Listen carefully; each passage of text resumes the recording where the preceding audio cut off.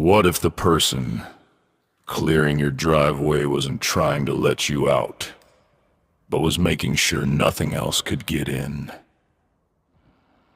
Imagine the power is out, the temperature is dropping, and a record-breaking nor'easter has buried your suburban street in 3 feet of blinding white powder. You're trapped, but then you hear it. The comforting mechanical growl of a heavy-duty snowplow. You look out the window, expecting to see a city worker. But the truck is matted black. Has no license plates, and it's been driving the same tight circle around your property for 4 hours. And every time it passes your front door, it drops the blade just a little bit deeper into the earth. Welcome to Shadowland. A place where darkness breathes and silence speaks. Tonight, we hunkered down in a remote cul-de-sac in upstate New York to witness a mechanical obsession that defies logic. We'll follow a man named Greg, who realized too late that the plow circling his house wasn't moving snow. It was carving a ritual. Stay until the end.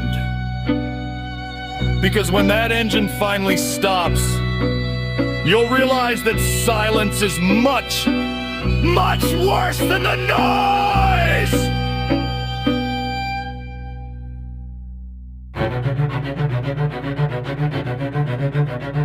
The blizzard of 26 had turned Greg's neighborhood into a graveyard of white mounds. He sat in his dark living room, wrapped in a wool blanket, watching the yellow strobe light of the plow reflect off his hallway walls. Flash, flash, flash, flash. The truck was a beast, an old rusted-out model with reinforced steel cladding over the windows. It didn't stop at the corners. It didn't clear the neighbors' paths. It just circled Greg's house over and over, its massive tires churning the ice into a fine gray powder!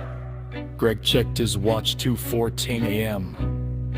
The plow had completed its 50th lap. He walked to the window, pulling the heavy curtain back just a fraction as the truck passed. He tried to see the driver, but the glass was tinted so dark it looked like a hole in reality. He noticed something strange. The plow wasn't just clearing the snow anymore. The blade was shrieking against the asphalt, throwing sparks into the freezing air, digging a literal trench into the street that completely surrounded his front yard. A moat of jagged ice and broken pavement. He backed away, his heart thumping against his ribs. He grabbed his cell phone. No service! He tried the landline. Dead! He sat back down on the sofa, clutching a fireplace poker. It's just a confused contractor. He whispered to himself, his blood visible in the freezing air. Maybe the city sent a private firm and they have the wrong GPS coordinates. They'll run out of gas soon. They have to!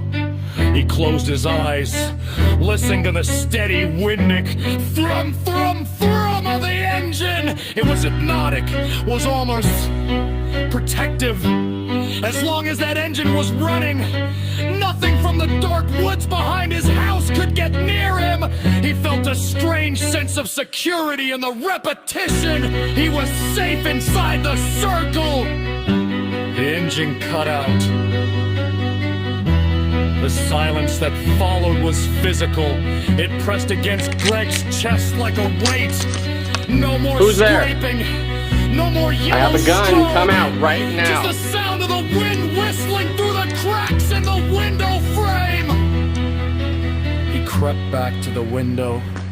The black truck was idling at the end of his driveway, its exhaust pipe puffing out thick, oily clouds of black smoke that didn't rise. They crawled along the ground. The driver's side door creaked open. A figure stepped out. It was wearing a high-visibility vest, but the proportions were all wrong. The arms reached down past its knees, and the helmet it wore looked less like plastic and more like a smooth porcelain shell with no eye slits. The figure didn't walk toward the house. It knelt down in the trench it had carved and placed its hand on the frozen ground.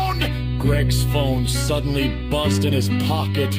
A single text message from an unknown number. The perimeter is set! Nothing can get out now! Greg looked at the trench. It wasn't a moat to keep things away. It was a seal. He looked back at the figure, but it was gone. Then, he heard a sound from the one place he hadn't checked.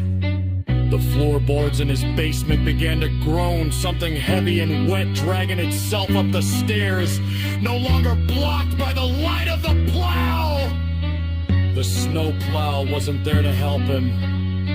It was there to make sure no one heard him scream. If you want to survive the next night in Shadowland, make sure to subscribe and leave a light on in the comments. It helps us find you in the dark. Sleep well. And if you hear a motor idling outside your window tonight,